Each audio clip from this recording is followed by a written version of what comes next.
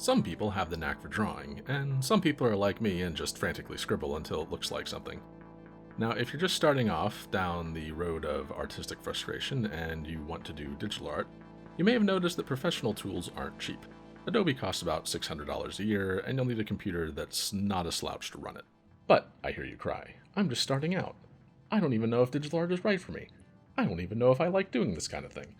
Do I really need expensive software and a fancy, expensive computer to just try to stick my toe in and do digital art? Well, no, actually. There's some alternatives, and there's a couple right now that I'd like to show you. Actually, in doing some sample doodles in Photoshop, I remembered that I also just hate drawing in Photoshop, so win-win. One series that I've been using for many years is the OpenCanvas series. OpenCanvas is a program that offers a nice platform for drawing and painting. Although open is in the name, unlike other bits of software called open something or other, it is not free or open source. I think that the idea is that the canvas itself is open for you to create on. And OC1 was free, but whatever, it's from 2000, and it actually does work on Windows 10, but it's very limited. When I first started using the OpenCanvas line, the big trick feature was the ability to easily rotate the page in any orientation so that you can draw at comfortable angles. Today, OpenCanvas is a pretty comprehensive drawing tool with numerous brushes, tools, and filters. And you can save as a PSD, so if you want the ability to port something back and forth to Photoshop, you can still do that. It also has an amusing feature going back to the first OpenCanvas, where it will record all of your brush strokes as you go along. And if you save and open that recording, you can play it back. It's mostly a novelty, but it has saved me a time or two in the past when I spent hours and hours painting over lines on the wrong layer, only to realize that I was on the wrong layer. But the playback actually plays back a recording of your brushstrokes, so you can actually pause it where you want and stop it, and get a picture-perfect layer back and recover your work. It's pretty amazing.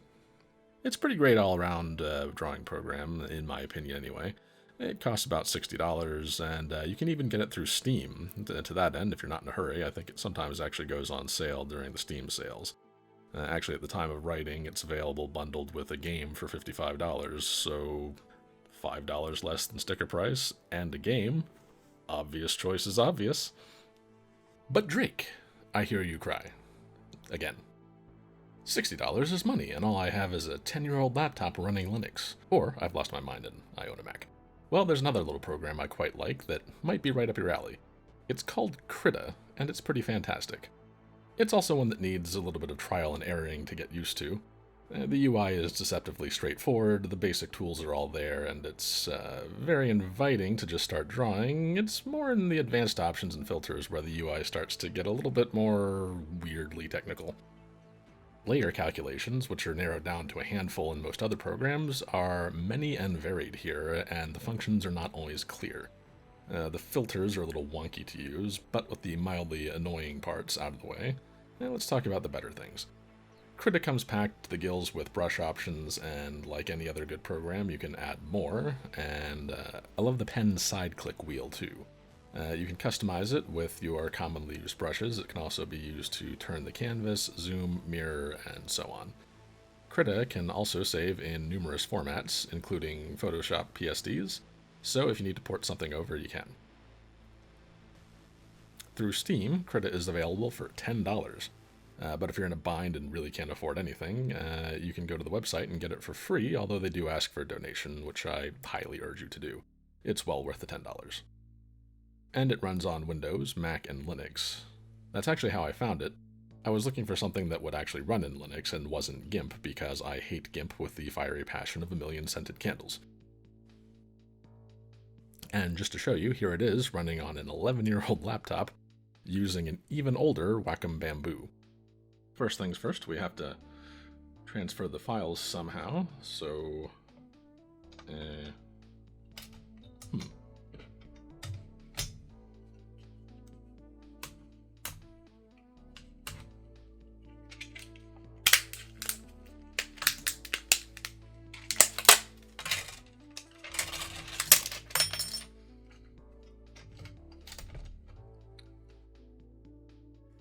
I don't think it can handle being run on anything much older than this, but anything much older than this is likely to be running Windows XP, so sorry, not sorry. If you are running something that old, I'm sure you can run OpenCanvas 1 or possibly 2 or 3. And actually, OpenCanvas 1 is free. Also, the last time I tried to get Krita to run on a Raspberry Pi, that didn't go so well. It would load in the 4GB version of the Raspberry Pi 4, but it just seems to peg the processor cores and not run very well, so it looks like the Raspberry Pi probably isn't going to be a great option for Krita. So there they are, the odd couple of programs I like to use for drawing aside from Adobe. Adobe is great and all, but really for drawing, I do like other programs. Now, Adobe is really great for photo editing and for audio editing and for video editing. I've actually been using Audition for a lot of the audio for this video and Premiere Pro for the actual video editing. And I use Lightroom a lot for general photo grading, and I use Photoshop a lot for touching up photos. I also use Photoshop a lot for doing weird things with textures on 3D models. I don't really make the 3D models, but I do kind of tweak textures from time to time, and Photoshop's very useful for that too. So Adobe definitely has a lot of very useful tools, but again, for drawing, I actually don't like it very much, and these are the odd little programs that I use. So thanks for checking out another fun waste of time video here at the Jamming Signal, and see you next time.